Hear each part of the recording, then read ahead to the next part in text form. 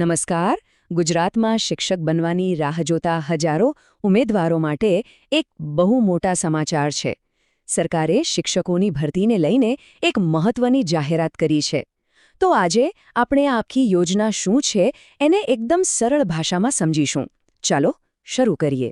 વિધાનસભામાં આપવામાં આવેલું આ વાક્ય આખી ભરતી પ્રક્રિયાનો પાયો છે. આ ખાલી શબ્દો નથી પણ એક વચન છે. તો સવાલ એ છે કે આ વચનને હકીકતમાં બદલવા માટે સરકારનો અસલી પ્લાન શું છે? ચાલો જોઈએ.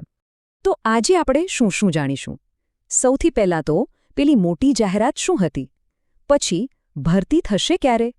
સરકારનો આખો પ્લાન શું છે? અને આ જે ખાલી જગ્યાઓની વાતો થાય છે એની પાછળનું સાચું કારણ શું છે? અને છેલ્લે કોઈપણ સ્કૂલમાં કેટલા શિક્ષકો જોઈએ એ નક્કી કેવી રીતે થાય છે? ચાલો ફટાફટ આ બધા જ સવાલોના જવાબ મેળવીએ. તો ચાલો શરૂઆત કરીએ પેલી મોટી જાહેરાતથી. આખી વાત શરૂ થઈ વિધાનસભાથી, જ્યાં એક સત્તાવાર નિવેદન આવ્યું.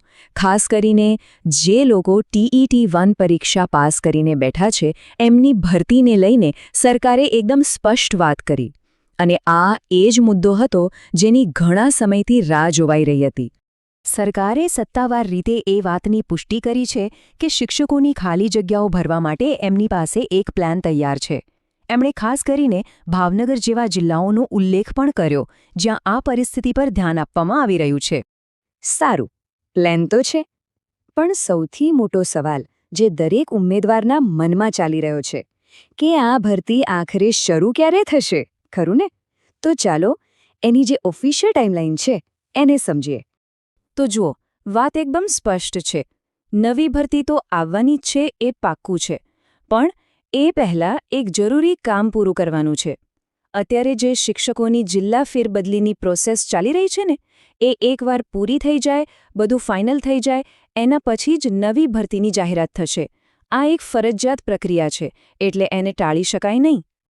ઓકે, તો ભરતી બદલીઓ પછી થશે. પણ શું સરકાર આ નવી ભરતી માટે તૈયાર છે? એમની પાસે કેવો પ્લાન છે? લાંબા ગાળાની શું તૈયારીઓ છે? ચાલો એના પર એક નજર નાખીએ.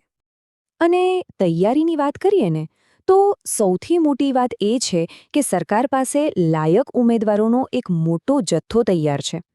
હમણાં જ જે TET-1ની પરીક્ષા લેવાઈ એમાં 11,000 લોકો પાસ થયા છે. એટલે કે ભરતી માટે ક્વોલિફાઈડ ઉમેદવારો તો ઉપલબ્ધ છે જ. બીજી એક રસપ્રદ વાત, આ કોઈ અચાનક આવેલી ભરતી નથી. સરકારે તો આખા 10 વર્ષનું ભરતી કેલેન્ડર ઓલરેડી જાહેર કરી દીધું છે. આનો મતલબ શું? મતલબ કે આ એક લાંબા ગાળાની સુનિયોજિત યોજનાનો જ એક ભાગ છે. ઓકે, તો સરકાર પાસે ઉમેદવારો છે, 10 વર્ષનો પ્લાન પણ છે.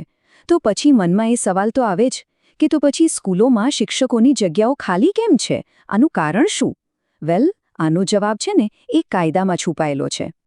હા, આ સવાલ બિલકુલ વાજબી છે કે જો બધું પ્લાન પ્રમાણે છે તો પછી વેકેન્સી કેમ દેખાય છે? ચાલો આની પાછળનું કાયદાકીય ગણિત શું છે એ સમજીએ. તો આ બધો ખેલ છે RTE એક્ટ, એટલે કે રાઇટ ટુ એજ્યુકેશન એક્ટ 2009નો. એની એક કલમ છે, કલમ 26. એ શું કહે છે? એ કહે છે કે કોઈપણ સ્કૂલમાં જેટલા ટોટલ શિક્ષકો મંજૂર થયા હોય ને, એમાંથી 10%થી વધારે જગ્યાઓ ખાલી ના હોવી જોઈએ. આનો સીધો મતલબ એ થયો કે 10% સુધીની ખાલી જગ્યાઓ કાયદા પ્રમાણે માન્ય છે. આને સમજવા માટે આ ચાર્ટ જુઓ. સરકારના કહેવા પ્રમાણે, જેમ કે ભાવનગરનું ઉદાહરણ લઈએ તો ત્યાં જે ખાલી જગ્યાઓ છે એ પેલી 10%ની લિમિટની અંદર જ છે. એટલે કાયદાની દૃષ્ટિએ 90%થી વધુ જગ્યાઓ ભરેલી ગણાય છે. અને ટેકનિકલી આને શિક્ષકોની ઘટ ન કહી શકાય. હવે બીજો એક સવાલ કે સ્કૂલમાં કેટલા ટીચર જોઈએ એનો આંકડો આવે છે ક્યાંથી? શું કોઈ પણ રીતે નક્કી કરી લેવાય? ના, એવું બિલકુલ નથી. એના માટે પણ ચોક્કસ નિયમો છે, જે વિદ્યાર્થીઓની સંખ્યા પર આધાર રાખે છે. ખાસ કરીને ધોરણ 1થી 5 માટે તો ગણિત એકદમ પાક્કું છે. જો 60 બાળકો હોય તો 2 ટીચર, 61થી 90 બાળકો હોય તો 3, 91થી 120 પર 4 અને 121થી 200 વિદ્યાર્થીઓ હોય તો 5 શિક્ષકો હોવા જ જોઈએ. આ એકદમ સ્પષ્ટ નિયમ છે. પણ જો વિદ્યાર્થીઓની સંખ્યા 200 કરતાં વધી જાય તો પછી નિયમ થોડો બદલાઈ જાય છે. એ પછી દર 40 વિદ્યાર્થીએ એક શિક્ષકનો રેશિયો લાગુ પડે છે. એટલે કે 240 વિદ્યાર્થી હોય તો 6 શિક્ષક જોઈએ. હવે વાત કરીએ ધોરણ 6 થી 8ની. અહીંયા નિયમો થોડા જુદા છે. અહીં પહેલો નિયમ એ કે દરેક ક્લાસ માટે ઓછામાં ઓછો એક ટીચર તો જોઈએ જ. બીજું, દર 35 વિદ્યાર્થીએ પણ એક ટીચર હોવો જોઈએ. અને સૌથી અગત્યનું, ગણિત વિજ્ઞાન, સામાજિક વિજ્ઞાન અને ભાષાઓ જેવા મુખ્ય વિષયો માટે અલગ સ્પેશિયલિસ્ટ વિષય શિક્ષકો પણ ફરજિયાત છે. તો ચાલો આખી વાતનો સાર કાઢીએ. મુખ્ય મુદ્દો એ છે કે ભરતીનું આયોજન થઈ ચૂક્યું છે. એ એક નક્કી કરેલી પ્રોસેસ મુજબ આગળ વધશે. એટલે કે જિલ્લા ફેરબદલીઓ પછી. અને આ બધું એક લાંબા ગાળાના કેલેન્ડર અને ચોક્કસ કાયદાકીય નિયમોના આધારે ચાલી રહ્યું છે. ઠીક છે, બધી વાત સ્પષ્ટ છે, પ્લાન પણ તૈયાર છે. પણ અંતમાં એક વિચારવા જેવો સવાલ રહી જાય છે. શું આ જે 10 વર્ષનું ફિક્સ કેલેન્ડર બનાવ્યું છે એ આવનારા સમયમાં શિક્ષણની જે નવી જરૂરિયાતો આવશે, જે પડકારો આવશે, એને પહોંચી વળવા માટે પૂરતું ફ્લેક્સિબલ એટલે કે લવચીક સાબિત થશે? આ એક મોટો પ્રશ્ન છે જેના પર મંથન કરવું જરૂરી છે.